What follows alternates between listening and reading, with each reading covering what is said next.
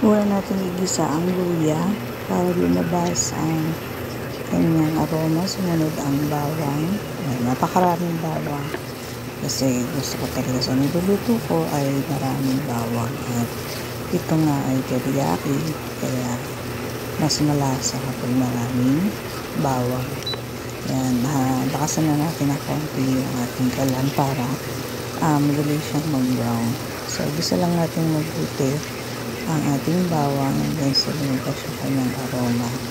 At hanggang sa siya ay maging golden brown. Mas masarap kasi medyo crunchy. Ganyan, no? Ang ating bawang.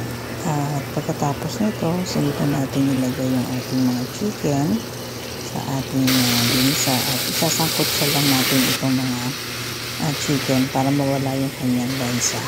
Yan. At haluin natin para yung kabilang side naman masakot siya. At pagkatapos niyang masakot siya ay ating timplahan ng salt and pepper.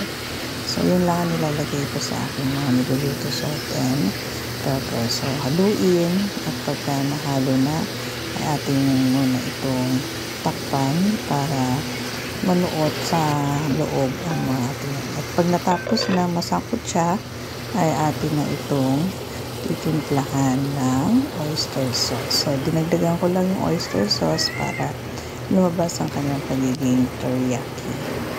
Haluin lamang natin. Pag nahulo na, lagyan natin ng kaunting toyo at konting suka para mabalanse yung masa. Ayan, lagyan natin syempre ng sukal para matamis-tamis ang ating teriyaki, chicken teriyaki. Ayan, so konti lang para hindi naman ganong sobrang tamis.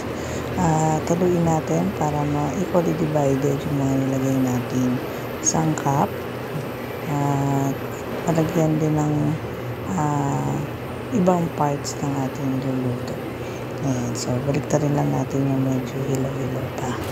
At pagkatapos ang pakuluan, makikita nyo ang ating sabaw ay nagtiken na. So hinaan natin ng kalan natin para hindi masunog yung sabaw. So pag ganyan kalapot na ay pwede na natin yan lagyan ng ating pampasarap, pampasosyal na ingredients na kung saan ay magiging napakagandang tingnan ng ating chicken teriyaki. Yan ang ating gulay, broccoli, cauliflower at carrots. Yan. Ang ganda-ganda na ng kanyang tingnan ang chicken teriyaki or sosyal ang chicken teriyaki.